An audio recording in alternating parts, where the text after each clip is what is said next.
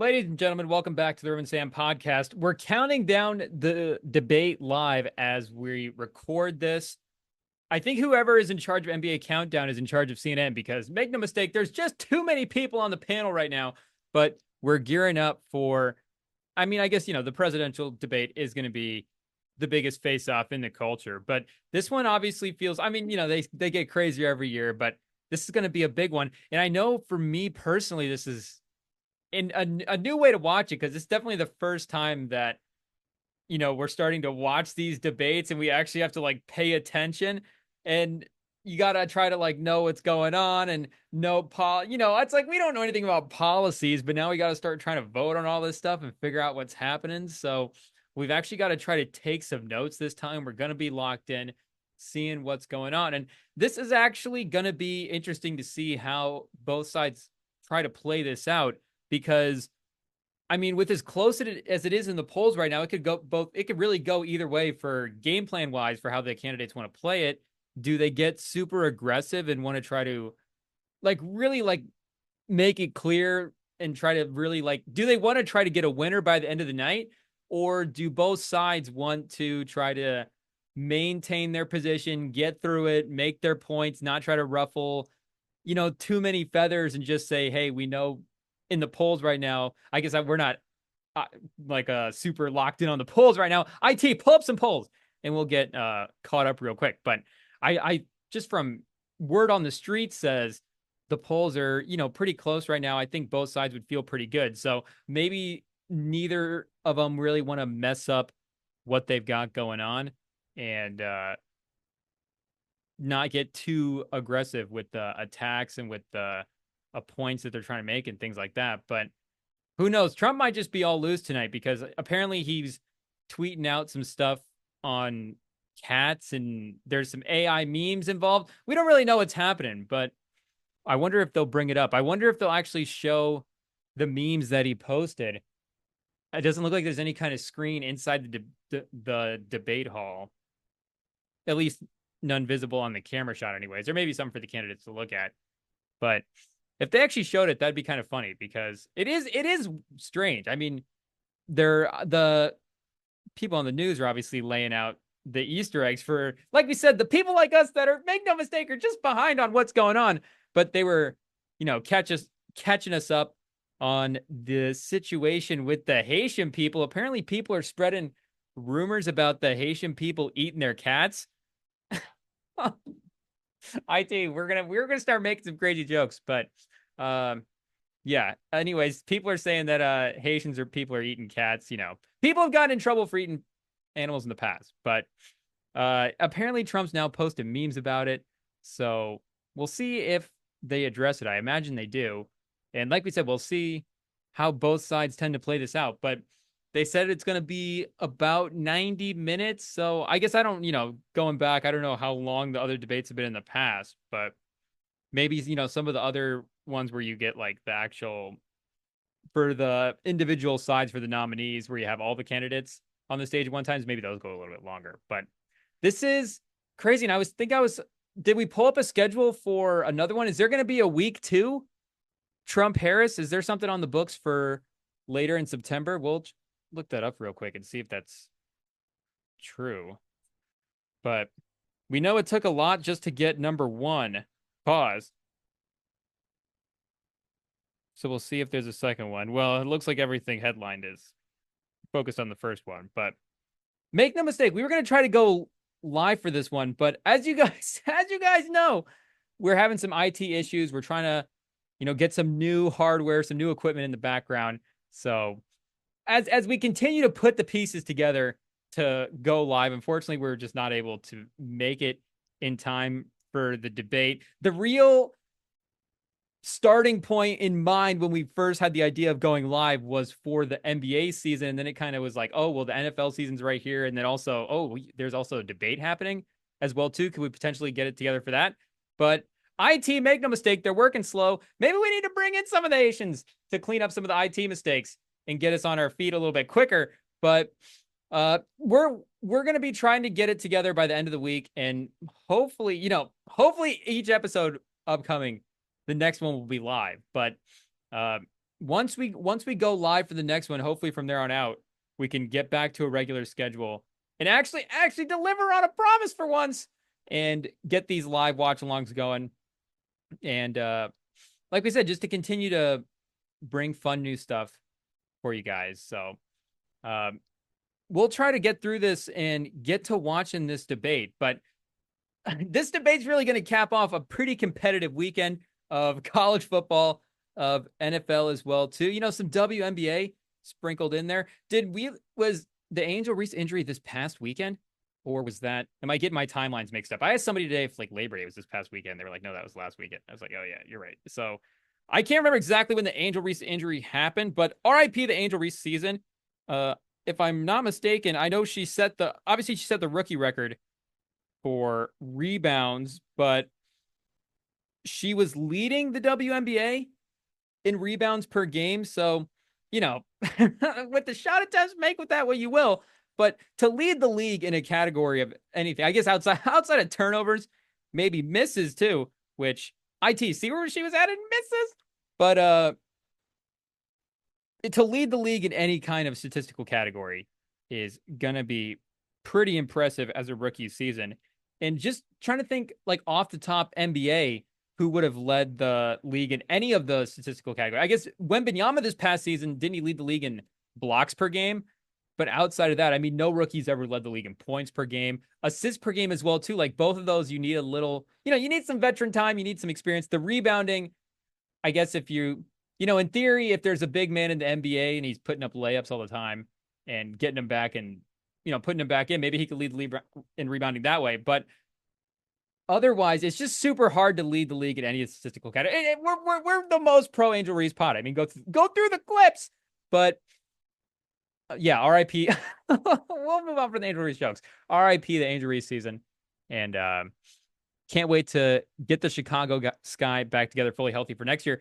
What's the timeline on that as well, too? Is she going to be back? Because it's near the end of the regular season for the WNBA. And it was, I believe, I say only a wrist injury. Obviously, it was enough of a wrist injury to make it season ending. But you get like a knee, obviously. And we're looking at a full 12 months, but maybe with 6 regular season games and then the playoffs, it's just cut it too close on the rehab. So no real timeline, at least in this article. We probably should have gone to ESPN first to see what we're getting. And I mean, obviously she's talking about returning in year 2. She was saying in year 3 as well, too, in some of the quotes here.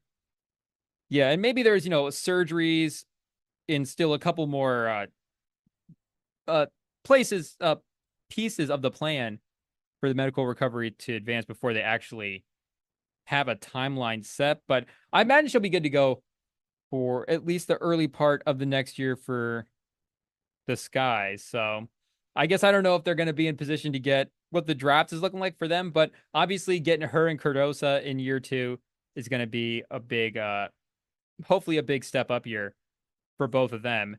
And if they're able to get some kind of guard as well, too, some kind of backcourt help to balance it out. Because, I mean, obviously, they went, and as I think they rightfully should have, really invested heavily in the front court with the Cardosa and the Reese picks. But, gotta build a full team here. So, and, Carter has definitely, been in headlines this year, but I think she's played well, too, for that team. So, and, they have other great players. It's just those are the easy ones to remember. And unfortunately, is it the ones that have been in conflict with Caitlin Clark that are the names we remember? Of course, but that's just how it is right now in the WNBA. We're working on it. We'll be locked in for the playoffs, hopefully. But NFL season is here, and college football is here as well, too. So make no mistake, when the WNBA is on Saturday and Sunday, it's just tough to stay locked in at this point in the season. But for college football, make no mistake, it got tough to stay locked in after that first game as well, too. The marquee game in terms of the rankings for Saturday was supposedly supposed to be Texas-Michigan, top 10 matchup. And I think they said on the broadcast as well, too, the first ever regular season meeting between the two teams, which seems absolutely right because we were saying, I believe on the last episode, we just couldn't recall when they had, that I can't ever remember them playing in our lifetimes. And they did say that they played a bowl game in the early, to mid-aughts. So that would have been right when we were a little kid, right when the sports memory would have been starting to form. And the college memories are definitely in terms of the sports timelines, the ones that start the latest. But the first ever regular season meeting between these two teams in the top 10.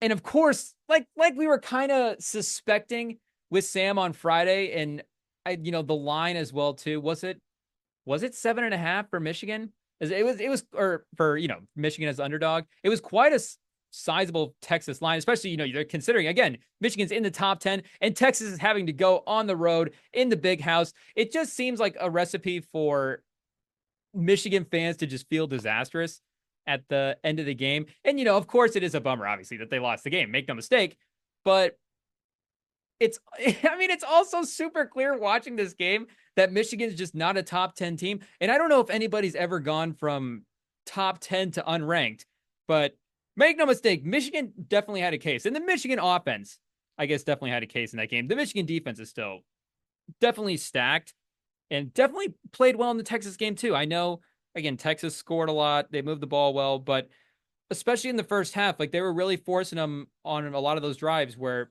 they were at least getting them. I remember at one point, like halfway through the second quarter, they had 7 third down attempts. Now, of course, they were 6 for 7 on third down, which is a problem. But again, the defense was still, at least putting up an effort and still fighting a little bit. And Quinn Ewers, I mean, make no mistake, you can check the tapes. We're still pro Shedeur Saunders, even though it took a hit this weekend, and we'll get to that. But Quinn Ewers, definitely, we bought up a lot of stock this weekend. He definitely showed a lot in terms of his growth as a player. And Michigan has dropped down to 17. And Michigan, not even the biggest dropper of the weekend. Of course, you got Notre Dame losing to Northern Illinois as the number 5 team ranked in the nation. And they dropped below Michigan. They're number 18. So they dropped 13 spots in the poll. Michigan from 10 to 17, it only drops 7 spots. But the only other teams that dropped was Ohio State went down to 3. Texas went up to 2. Oregon went down to 9.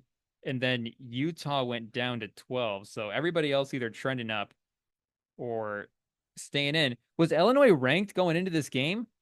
Because it says here on this updated AP poll that there was no moving for the team this week, but no moving for Nebraska either.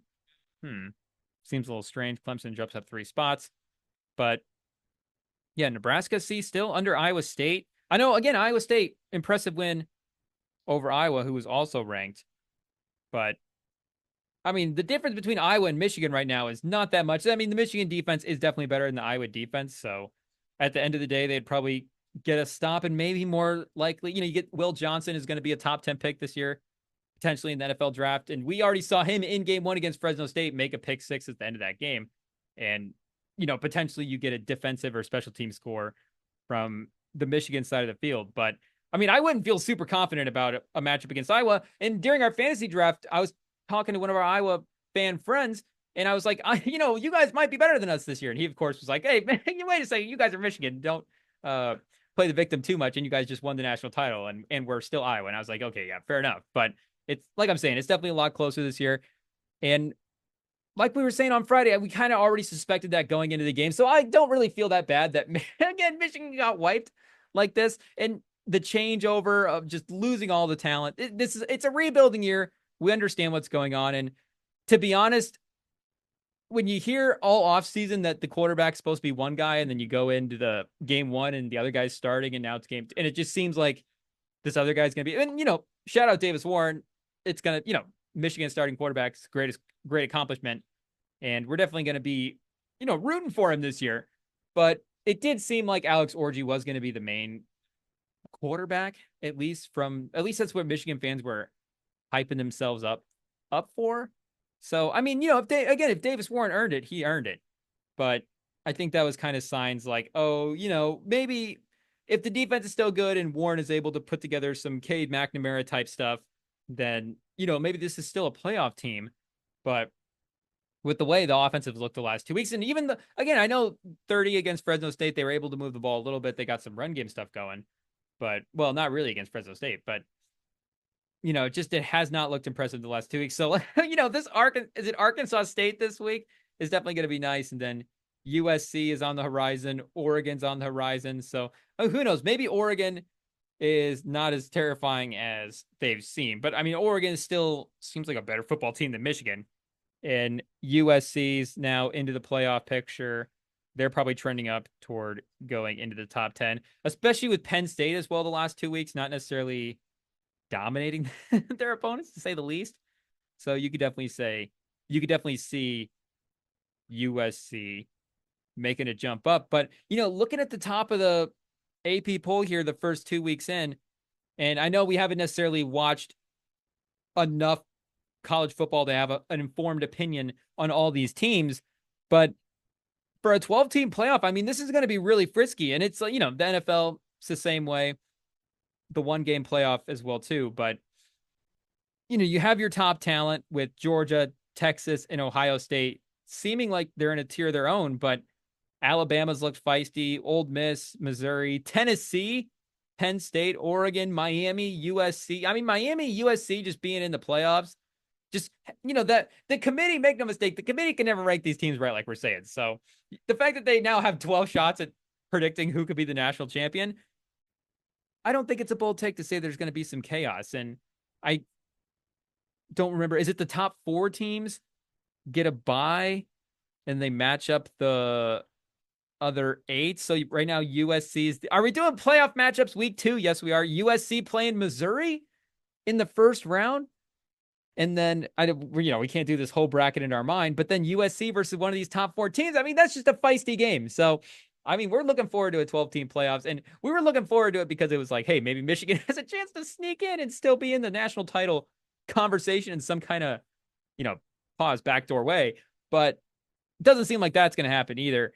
So I guess we're just going to have to watch it as fans of the game and for the drama of it. But I think there is going to be drama that definitely suffices. But if we use the word suffices properly, but like we said, Michigan, Texas was the marquee game supposedly of the day. And then at least for the Midwest region, at least for the state anyways, that we're in, the Cy-Hawk game dominated the day, Iowa versus Iowa State.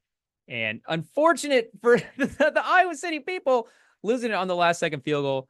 No fun to see the city upset like that. But the other big game, I guess, was it NC State, Tennessee? Nico, our boy Nico, looking good again 2 weeks in a row. But Nebraska versus Colorado, another supposed marquee game, because make no mistake, this score was, I mean, Colorado fans definitely feel worse than Michigan fans this week. And I know the quarterbacks, of course, the quarterbacks are the storylines. And you got 2 big quarterbacks here, Shedeur Saunders and Dylan. Is it Raiola? Did we say the last name? I don't, we don't want to start pronouncing it like it's a pasta, but I think it's Dylan Raiola. And Raiola versus Saunders is going to be the marquee storyline.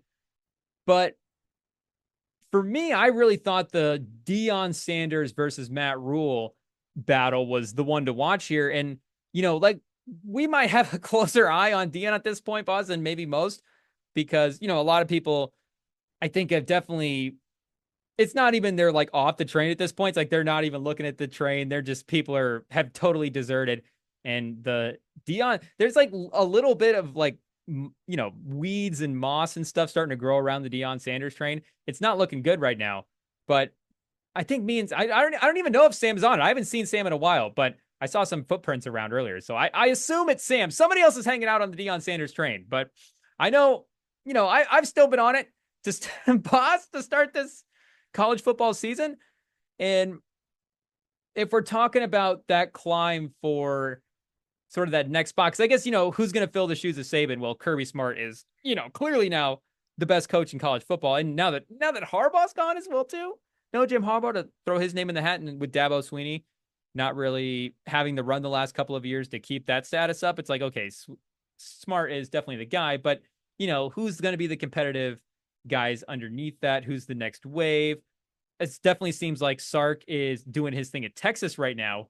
And you got Kiffin at Ole Miss. DeBoer is, held things down at Alabama for the last couple of weeks. So, some good young names on the rise. But, we've made our claims for Deion getting in that mix as the top head coach in college football. And you watch a team like Nebraska and you watch a team like Colorado, and this is the way Colorado looked in the first season, which is the problem. But again, in Colorado's first season, them playing with the clear mindset where it just does not seem like football is an emphasis at Colorado the way it is at these other schools. And you see the culture. I mean, there is if Colorado starts winning again, we're going to see the hype and the music and the Rolexes and all that stuff. Make no mistake, winning is a part of that.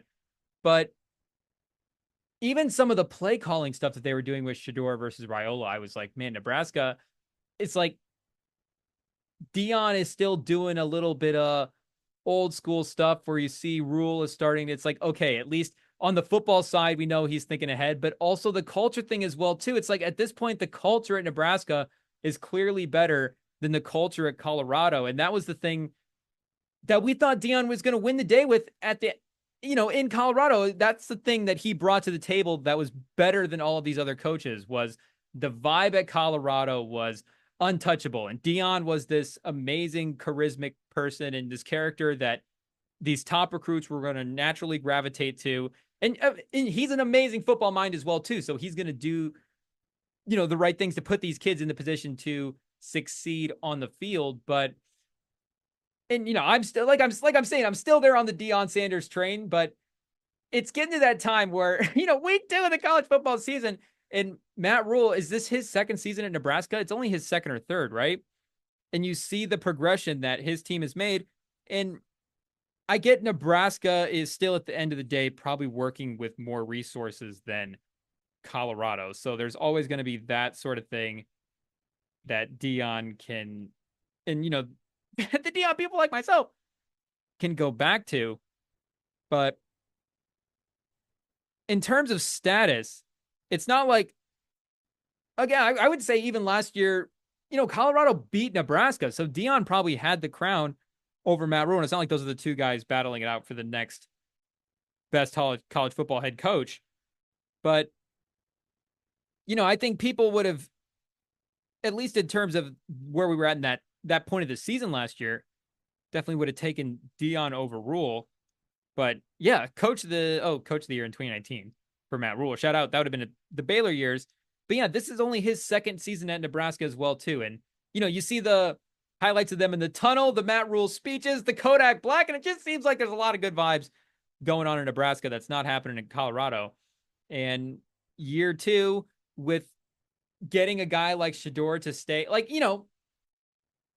there's probably a lot of situations. If that's a normal football situation where his dad's not the head coach, then there's really no reason for Shedeur to stay there and just get pulverized behind a bad offensive line for an entire season in college when, he can go play behind a bad offensive line in the NFL or potentially sit a year and get better football development from a pro system. If he didn't have those things going for him, he wouldn't have stayed.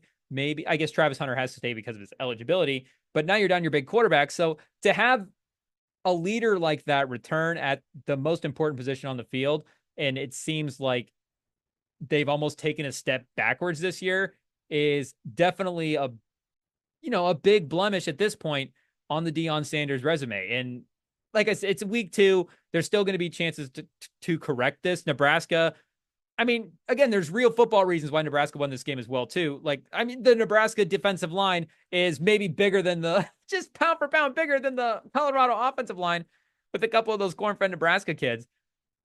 But again, it's like, hey, Deion, we knew that this was the weakness going in. So maybe do what you can to fix this. And, he tried, he recruited, and it's a process. We get that, Harbaugh won a championship a decade into Michigan. So maybe this is just the Harbaugh dialogue all over again. And we're being too in the moment about it. And we just need to give Deion a chance to, again, work some stuff out here in Colorado. But this matchup specifically against a coach that was in a very similar spot, with a team that was in a very similar spot of just being very desperate at the bottom of the pile in terms of in terms of college football status, did not seem like a place where, and you just like, if I was a recruit, why would I want to go to Nebraska? There's really no reason to go to Nebraska. I get there is some football history there, but at this point, it just seemed like there was no reason to attend that school for football purposes. But now Matt Rhule's got it back on track. And if you're a recruit and you're going, hey, do I want to go to Colorado or Nebraska? If they asked me for advice just from the outside looking in, you'd have to say go to Nebraska, because year two, it's better vibes. And it seems like the players and the people that have stayed there have taken a step up where that has not happened in Colorado. It's like, hey, we have proven growth at one school versus where it took us all that time to say that. We have proven growth at Nebraska. Pause. Versus, a flaccid run over here for the Colorado Buffalo. But like we said, we're still, Deion's just going to be one of those guys. We're never going to quit. And I feel like that's not a dumb stock to not give up on either. Deion Sanders is definitely, you want to talk about a proven winner. Deion Sanders is a proven winner. So make no mistake, he definitely will figure this thing out in some capacity in Colorado. But like we're saying, dark times for the people left on Deion Sanders Island. But 3, 2, 1, we're back. Make no mistake, people, the upgrades are in the mail as we speak. Hopefully the IT issues will be cleaned up in the future, but it's probably for the best that we got cut off anyways. It's like we said, we're not giving up on Deion yet, so we should probably stop ranting about how in our feelings we are about the Nebraska win this weekend. And it's just, I know we're not Iowa fans, but make no mistake, the one things that Iowa fans and this Michigan fan have in common is we like to see Nebraska lose. So when they win like that, make no mistake, it's not a good weekend. But the NFL, I think a good weekend overall. Again, maybe a tough weekend on the scorecards for at least, the Rem side of the Rem and Sam fandom, with Michigan going down and the Colts going down. But I think the Colts showed some pretty encouraging stuff. And I don't know where they're going to be at in the mix for the playoff picture, because again, Anthony Richardson is still such a X factor question mark. I don't, if you want Anthony Richardson hyperbole, Rem and Sam is the place for it. I don't know if Anthony Richardson is the biggest X factor in the NFL or in the AFC, but I mean, if we just start with the Texans, okay, let's start with the Chiefs. Yeah, we know the Chiefs are, in Mahomes, the number one team in the AFC, and they still, on Thursday night against the Ravens, looked like that. And I still think with the way everybody else as well, too, on Sunday and Monday, even though, I guess the Jets AFC, and the way the Jets on Monday night looked as well, too. The Chiefs, they're still number one. I know we're higher on the Texans than maybe most people. At least, I think I have bought up about as much Texan stock as anybody, which is tough for an AFC South guy. But I mean, you just got to be honest when you see the talent on the field and when you're making picks. And the Texans are a very, very scary team. And the offense, again, proved to be a very, very scary offense on Sunday. And I know the Ravens hung with the Chiefs. Like we said on the Friday pod, we had our concerns about the Ravens there. And, the Texans as well, too. I'm sure Sam will be able to help us point out some things that we didn't like from this Texans team if we're nitpicking. But again, the offense with Diggs bringing that sort of underneath handicap option to the offense for Stroud, but Nico Collins as well, too. I know where Sam was looking at my fantasy team and seeing where I took him in the, how high I took him in our fantasy draft. And with having Diggs there and Tank Dell as well, too, fully healthy, he was just kind of questioning, hey, at least from a number standpoint, what is Nico Collins going to look like? But like we said, we should have done with Likely. I did it with Nico Collins. Just in the offense, that was actually one of the situations where I followed the rule that I didn't even know I'd made yet. But I was just like, I'm going to bet on the talent. And I think that, maybe Tank Dell is, you start doing the pound for pound thing, you can make the case that he is the most talented receiver on the team. But, I thought Nico Collins at this point still in Tank Dell with the potential of the rehab time off that injury, Tank Dell for this or Nico Collins for this season could be the most talented receiver on the field.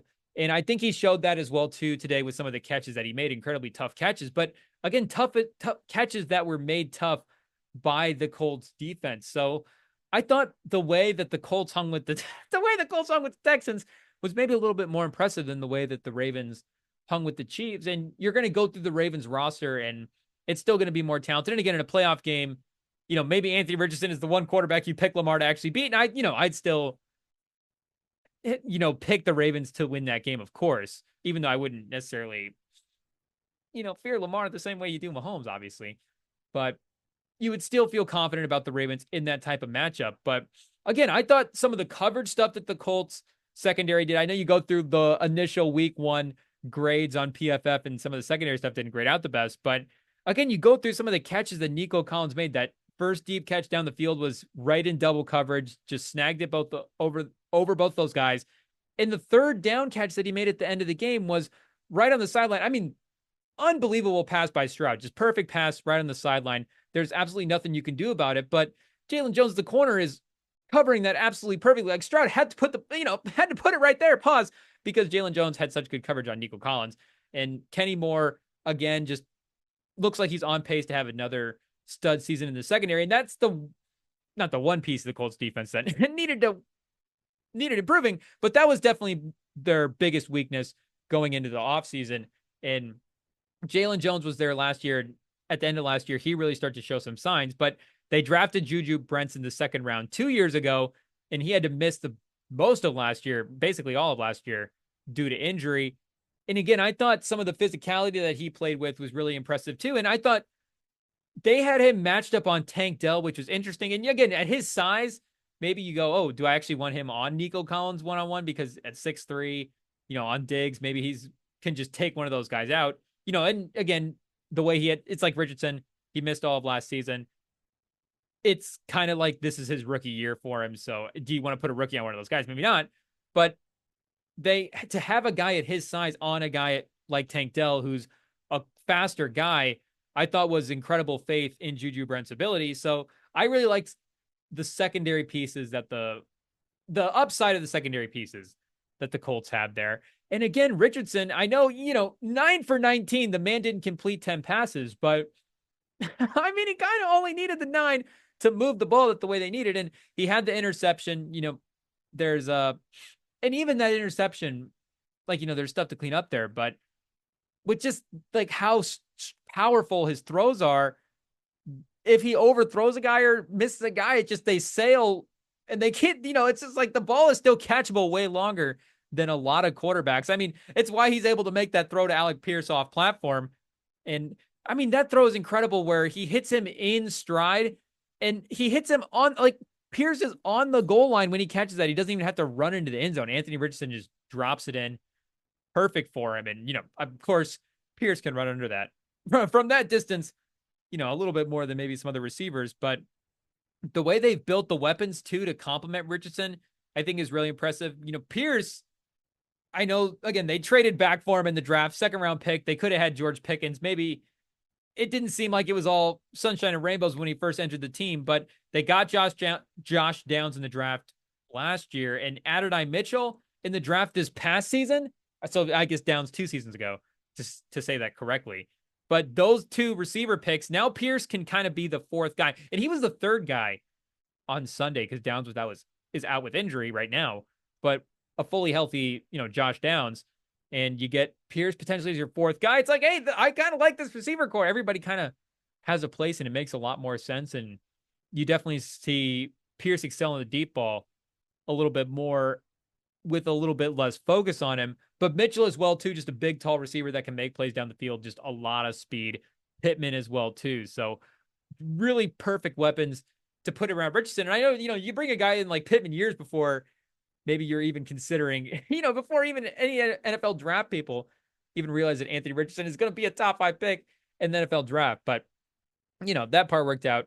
And I know Downs is maybe not that profile, but you get those other 3 guys out there and you almost need a short guy just to have some, is there a DEI law that you have to have at least one short receiver on the field at a time?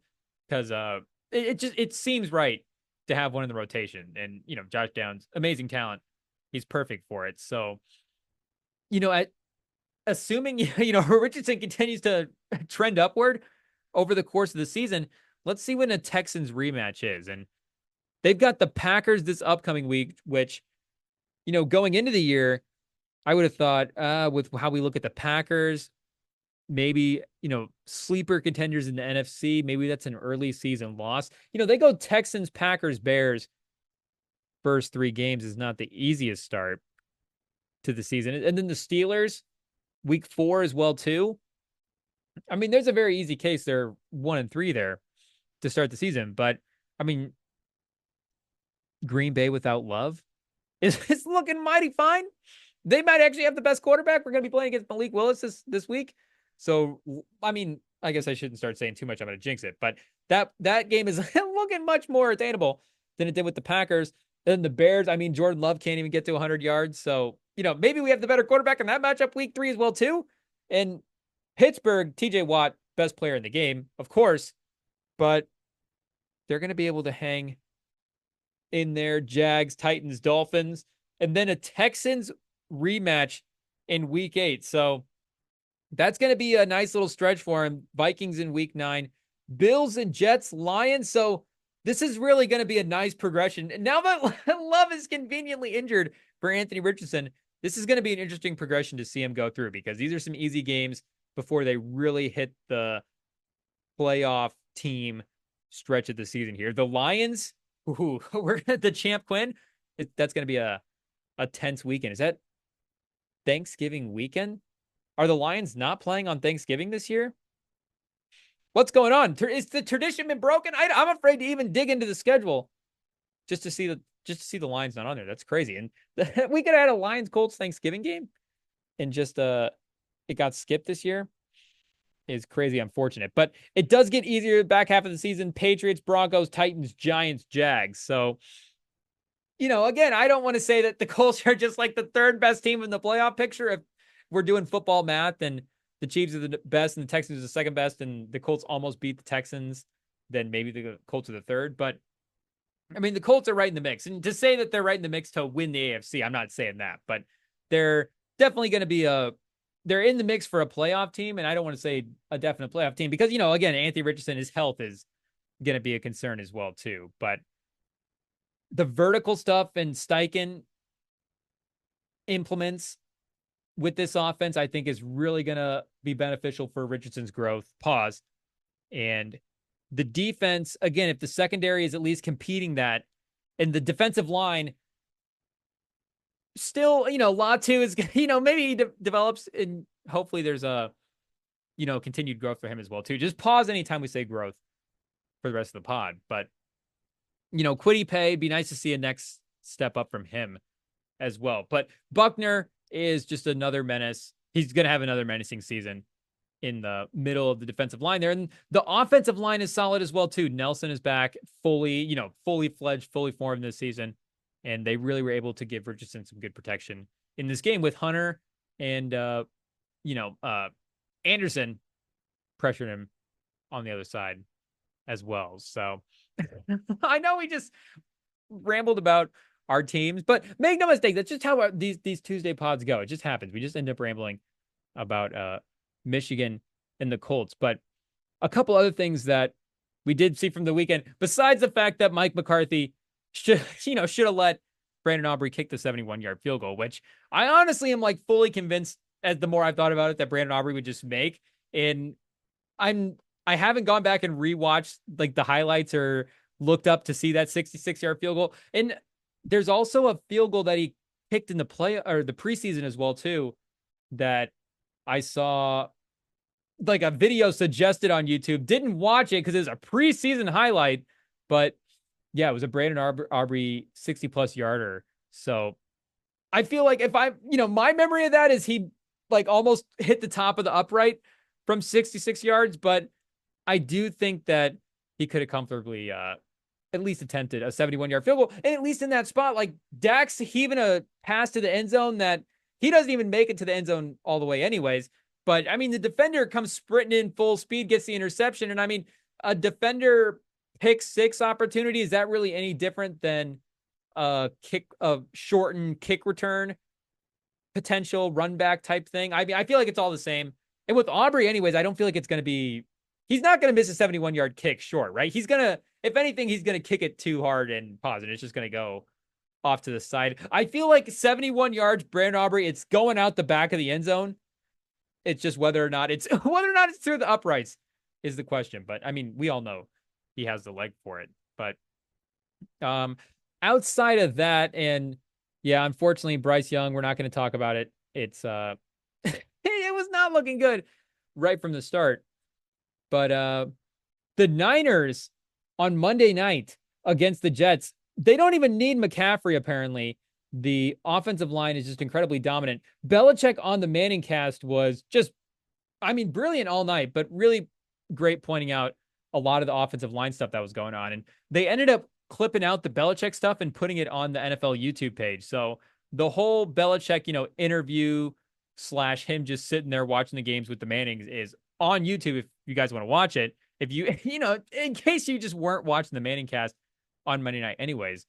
But if we're doing Belichick versus Brady, who's the better broadcaster, the off-field stuff, I think it's a very, very easy week 1 victory for Bill Belichick. And I don't know if we're counting up total points or week-to-week points, but if it's total points, it's a big lead as well, too, for Belichick out of week 1. But very impressive on the Manning cast. And I don't know if Hassan Reddick is like, you bring him in to do the run-stopping stuff, but he's going to be an upgrade for your defensive line. And the defensive line just got dominated in this game in a way that, the Jets, again, once Rodgers goes down and Zach Wilson's in the game, they're not a competitive team. So you're just watching the Jets a little bit differently. I don't recall what kind of damage their defensive line was doing against run blocking last year.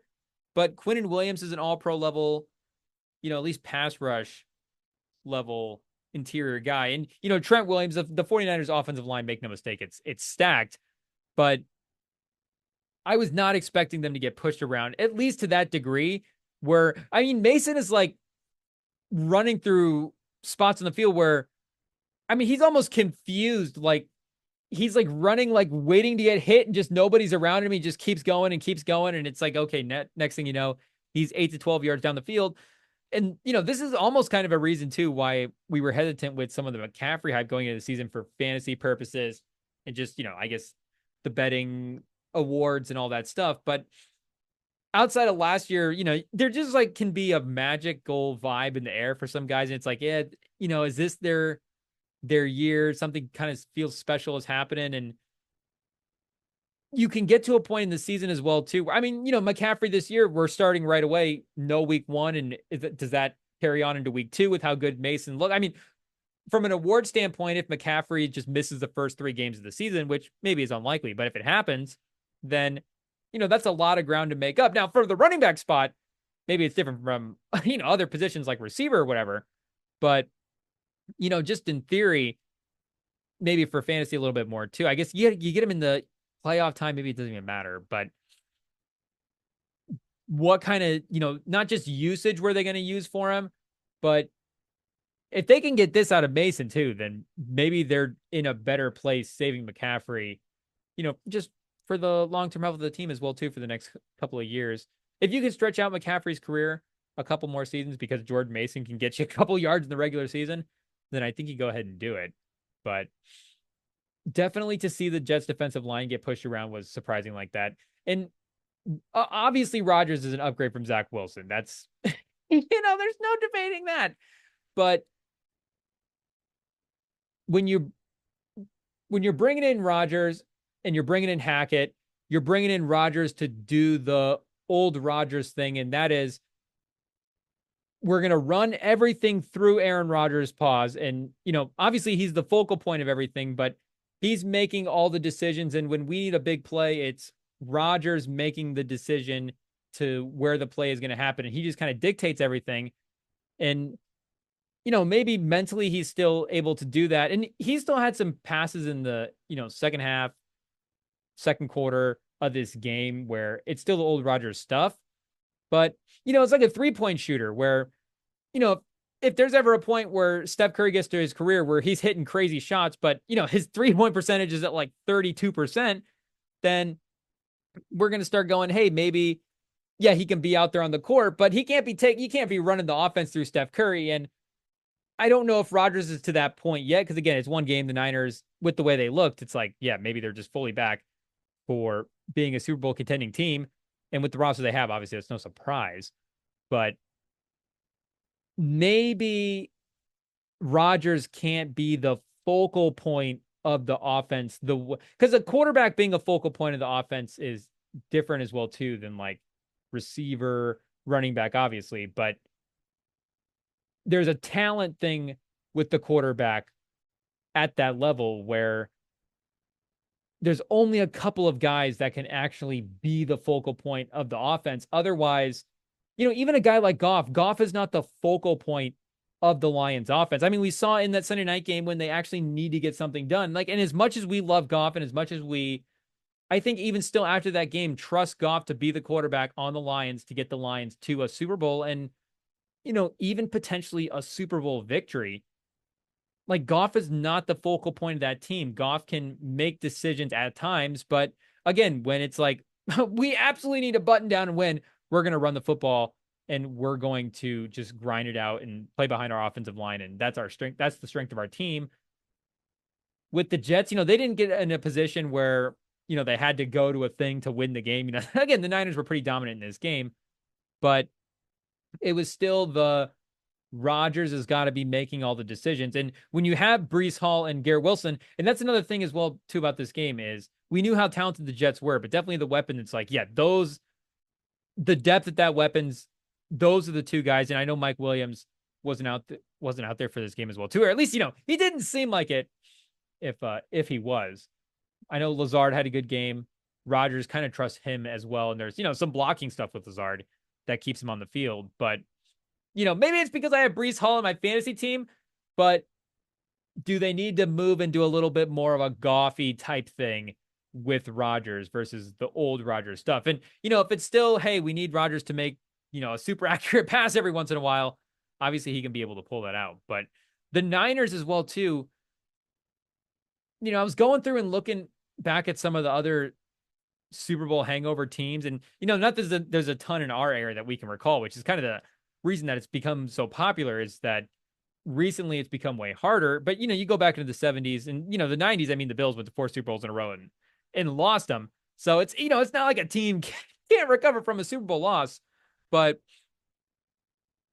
the fact as well too that the Niners had the offseason that they had, where it did not seem like, and the fact that the Cowboys had the offseason that they had, maybe that's just a big takeaway from week one, is does offseason drama just not matter? Because both those teams came out and just dominated both of the other opponents. And again, the Browns, Deshaun Watson, they're just not going to be on that level. But if the Cowboys and the Niners both had good seasons, but week one was disastrous, or not even disastrous, but like sloppy and just real signs that the team was not together during the training camp, none of us would be surprised. But the fact that both of those teams looked as good as they did was definitely something to note for, teams this talented at the positions that matter as well, too, where you have your quarterback, you have your pass rusher, you can go about in the regular, these regular seasons team that, can week to week and have some consistency, if your receivers and stuff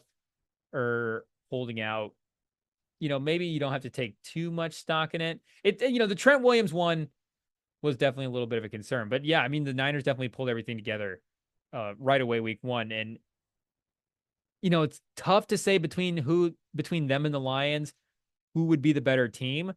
But with the way the Niners looked and with the fact that the Niners beat them in the playoffs last year, you still got to give the edge to the Niners. And again, they did it without McCaffrey. You get McCaffrey with the blocking behind what the Niners were doing in that game. Maybe it's even more dynamic. And again, I don't think Goff separated himself from Purdy. I don't think Purdy separated himself from Goff, vice versa, whatever. But I do think those teams are in a similar place. It seems like we kind of picked back up from where we left off from the end of last season. Like the Chiefs are, they're not good enough to win all these games, but they can grind out the games with the tough defense behind the offensive line, and Mahomes can make the plays at the end of the game. It's like the Ravens still have a chance to win at the end, but don't make the plays at the end. Lamar has the turnovers. The Lions beat the Rams. The Niners looking just as impressive. I guess the Eagles at the end of last year were the team that was slumping, and now they're back on track a little bit, but they added Barkley. Even the Bengals, like the Bengals were struggling last year, but they had no Burrow. So, they're kind of a little bit of a different spot as a team. But in terms of the standing of the league, like they weren't very good last year. So, we're kind of back in the same spot with them. But with them, we almost have to get out of September and reevaluate them because you go back through the Burrow resume and it's like, yeah, this is week one. It's just, you have to write it off because they could lose week one and go to the Super Bowl. They've done it before, but the debate's firing up. Have we done it? Is the episode long enough? I know we like to hit the hour mark on the recordings, but this is the future of the country, people. I guess we could also record it and go back and catch up and watch it. I think, yeah, shout out Sling. I think we can just go back and watch the feed anyways live and catch up. Do they have commercial breaks during the debate, right? Can we go back and watch during the commercials? Is there going to be a coconut tree quote? There's composure right now. And, like we pointed out in the past, the Trump style in the debate is a little bit different than maybe in the past before. The computer is glitching, people. This is not good. Are we going to lose the episode? We might just stop the recording now just in case. The screen is dying. This is a new computer. It's not new, but it's new. Bye-bye, people. This is it. I don't know what's happening. Okay, people, we're back up. The computer's still working. I think the episode is saved. We just wanted to wrap this up properly. Thank you guys for pause. We just wanted to put, the proper outro on the end of the podcast. Thank you guys for listening. As always, you can follow us on Rem and Sam on the social media platforms, Instagram, TikTok, YouTube, Spotify, Apple, whatever you guys can think of. We're out there at Rem and Sam Podcast. Thank you guys for listening to this one. We're not going to risk it. We're not going to keep rambling. Luckily, we snuck the Colts talk and the Michigan talk in there, but we're going to go ahead and keep figuring out what they mean by tariffs and try to watch this debate with some knowledge. And we'll get back to you this weekend with Sam. Debate wrap up. Look forward to week 2. Kendrick Lamar's performing at the Super Bowl. It's too exciting. I can't even speak, but we're going to be covering it all. Maybe live if the new computer gets here. Maybe on my phone if it doesn't, because make no mistake, this one, like we said, it doesn't keep working, but it's still going for now. So thank you guys for listening. Have a good night.